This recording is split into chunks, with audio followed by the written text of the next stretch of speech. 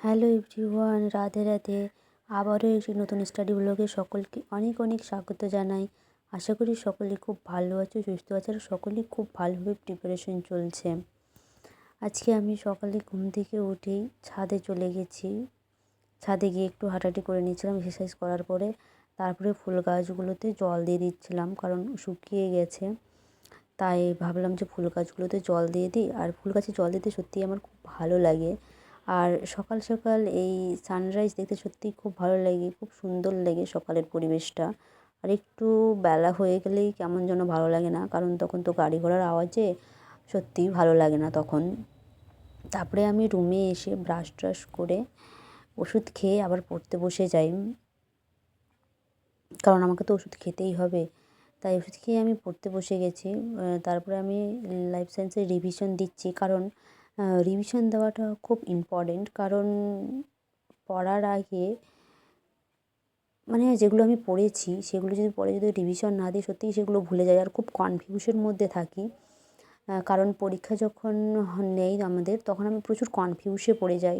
তো সেই জায়গায় দাঁড়িয়ে আমি রিভিশন দিয়ে নিলাম একটা, মানে একটা অধ্যায় দিলাম। আর আমার কাছে পুরনো বইটাও আছে, তো ভাবলাম যে নতুন থেকে যখন পড়লাম তাহলে পুরনো থেকেও একটু পড়ে নিই।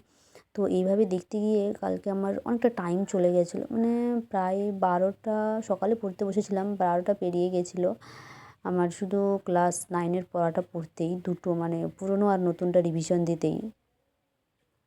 তারপরে ক্লাস 10-এরটাকেও দিয়েছিলাম পরে রিভিশন, কারণ রিভিশন তো দিতেই হবে, মাস্ট রিভিশন। রিভিশন না দিলে কোনো কিছুই নেই, তাই না?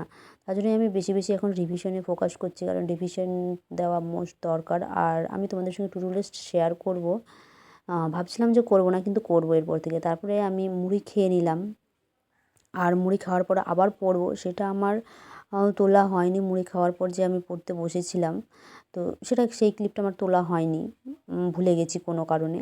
তারপরে আমি স্নান করতে গেছিলাম, স্নান করে এসে তারপরে আমি পুজো দিয়ে নিলাম। পুজো দেওয়ার পরে যে একটু জপ করে নিলাম, 2 মালা জপ করেছি। জপ করার পরে তারপরে এসে একটু স্কিন কেয়ার করে নিলাম, মানে ক্রিম লাগিয়ে তারপরে খেয়ে নিয়েছিলাম। আমি একবারেই খেয়ে তারপরে পড়তে বসেছি, কারণ আবার যদি খেতে বসি তখন 2টো বেজে গেছে অলরেডি, যদিও খিদে পাচ্ছিল না আমার। তো তাও ভাবলাম যে না, খেয়ে একবারে পড়তে বসবো, তাহলে আর আমাকে পড়তে বসলে আর উঠতে হবে না, কারণ পড়ার সময় তো বারবার ওঠা যায় না, তাই না? তারপরে আমি পড়ার পরে খুব ঘুম পাচ্ছিলো বলে আমি ঘুমিয়ে গেছিলাম। একটু কেমন যেন শরীরটা লাগছিলো, যদিও খুব একটা ঘুম লাগছিল না, তবুও ভাবলাম যে না, একটু হালকা হলেও ঘুমিয়ে নিই। তারপরে একটু হালকা ঘুমিয়ে নিয়েছিলাম। তারপরে এই দেখতেই পাচ্ছ প্রায় 5টা বেজেই এসেছে, তখন আমি উঠেছিলাম। তো তখন আমার খুব খিদে পেয়েছিলো, তো ভাবলাম যে কী খাবো বুঝতে পারছিলাম না, আর ভাত খেতে ইচ্ছে করছিল না। প্রতিদিন কি আর সবসময় ভাত খাওয়ার ইচ্ছে করে? আর মুড়িও খাওয়ার ইচ্ছে করছিল না, তাই ভাবলাম যে আমার কাছে তো সেমাই আছে, তো সেটাই একটু বানিয়ে নিলাম। আর বানিয়ে খেয়ে তারপরে আবার এই অঙ্ক প্র্যাকটিস করতে বসে গেছি, কারণ আমাদের আবার অঙ্ক পরীক্ষা নেবে বলেছে। তো সেই জায়গায় দাঁড়িয়ে তো করতেই হবে, তাই না? তো দ্বিঘাত সমীকরণটা প্র্যাকটিস করছিলাম। দ্বিঘাত সমীকরণটা সত্যিই একটু টাফ লাগছিলো প্রথম যখন আমি করছিলাম দ্বিঘাত সমীকরণটা, তখন আমার খুব টাফ লাগছিলো। তো এখন যাই হোক, সেটা রিভিশন করার পরে অনেকটাই চলে গেছে, এখন অনেকটাই সোজা মনে হচ্ছে। তবে পরেরগুলো, মানে প্রথমেরগুলো হয়ে গেছে মোটামুটি, কিন্তু শেষেরগুলো একটু টাফ লাগছে, তো সেগুলো একটু বেশি বেশি প্র্যাকটিস করতে হবে। আর আমাদের 31 তারিখে আবার পরীক্ষা নেবে বলেছে, তো সেই জায়গায় দাঁড়িয়ে তো বেশি বেশি প্র্যাকটিস না করলে তো পরীক্ষা দিতে পারবো না। আর জিআইও পরীক্ষা নেবে, তো জিআইটাও প্র্যাকটিস করতে হবে ভালোভাবে। কথা বলতে টু ডু লিস্ট বানিয়েই পড়তে হবে, কারণ আমি একটা রুটিন বানিয়েছি, তো ভাবছি সে অনুযায়ী পড়বো, কিন্তু একটা টু ডু লিস্ট বানাবো। কারণ টু ডু লিস্টের মধ্যে আমি যেগুলো যেগুলো সাবজেক্ট রাখবো, তো সেগুলো আমার রাত 12টা বাজলেও আমাকে পড়া কমপ্লিট করে তারপরে গিয়ে আমাকে মানে পুরোটা আর কি কমপ্লিট হবে। তো আমি সেটাই ভেবেছি, যদি ক্লাস থাকে তো ক্লাস করে তারপরে আমি পড়বো, পড়ার পর তারপরে বাকিটা কিছু হবে, কারণ এত কিছু ভাবলে আর হবে না, আমি বুঝে গেছি। কারণ পড়তে তো হবেই, তাই না? নিজেকেই তো পড়তে হবে, অন্য কেউ তো পড়ে দেবে না। তো সেই জায়গায় দাঁড়িয়ে আমি ভাবছি যে টু ডু লিস্ট বানাবো। তো আমি যদি টু ডু লিস্ট বানাই তাহলে তোমাদের সঙ্গে শেয়ার করব, তো দেখি কি হয়। আর তোমরাও মানে এই পড়াগুলো যেগুলো হয়ে গেছে সেগুলো বারবার রিভিশন দেবে, নাহলে ভুলে যাবে, যেমন আমি নিজেই ভুলে যাই আর খুব কনফিউজে পড়ে যাই। আর বারবার রিভিশন দেওয়ার ফলে সেটা কনফিউজটা দূর হবে। আর তোমরা জানোই গতকাল এসএসসি জিডির অ্যাডমিট মানে পাবলিশ হয়েছে। তো সম্ভবত অ্যাডমিট মানে মানে আর কি সেন্টারটা দেয়নি, শুধু ডেট দিয়েছে যে কোন কোন তারিখে। এবার অ্যাডমিটে যেমন আমার বোন এসএসসি জিডির পরীক্ষা দেবে, তো সে জায়গায় দাঁড়িয়ে আমি, বোন আমাকে ফোন করেছিল, বোন যেহেতু কলকাতায় করেছে, বোন কলকাতায় আসবে। তো সেই জায়গায় দাঁড়িয়ে আমাকে বোন বলল যে আমাদের 12 তারিখে পরীক্ষা, বোনের 12 তারিখে পড়েছে। তো সেখানে সেন্টারের নাম দেয়নি এখনও, 4 দিন আগে সেন্টারের নাম দেবে। তো তোমরা মানে যারা এসএসসি জিডির জন্য পরীক্ষা প্রিপারেশন নিয়েছিলে কিংবা ফর্ম ফিল আপ করেছো, তো তোমরা দেখে নেবে তোমাদের কোথায় অ্যাডমিট দিয়েছে, মানে অ্যাডমিট কবে, মানে অ্যাডমিটটা দেখে নেবে যে পরীক্ষাটা কবে আছে। আর এসএসসি জিডির মনে হয় 4 তারিখ থেকে পরীক্ষা শুরু, আর লাস্ট মনে হয় 23 তারিখে শেষ হবে পরীক্ষা। আর এর মধ্যেই বাকি পরীক্ষাগুলো শেষ হয়ে যাবে। আর এর আগে 1 মাস থেকে পরীক্ষা চলেছিল, যেমন বোনের আর কি শেষের দিকে, এর আগের বারে বোনের শেষের দিকে পরীক্ষাটা হয়েছিল, এবার একটু এগিয়েই গেল মনে হচ্ছে। তো এবার পরীক্ষাটাও তো শর্ট, মানে 1 মাসের মধ্যেই পুরোটা কমপ্লিট। এর আগের বার মানে 1 মাসের বেশিও হয়েছিল, মনে পড়ছে না ঠিকঠাক। তারপরে আমি অঙ্ক প্র্যাকটিস করার পরে ছাদে চলে গেছি, কারণ ভালো লাগছিল না। তো ভাবলাম যে ছাদ থেকে একটু ঘুরে আসি, ঘুরে এসে মাইন্ডটাকে ফ্রেশ করে আসি। জামা কাপড়গুলো তুলতে যাবো ভেবেছিলাম, তো দেখলাম যে না, জামা কাপড়গুলো তুলে নিয়ে চলে এসছে।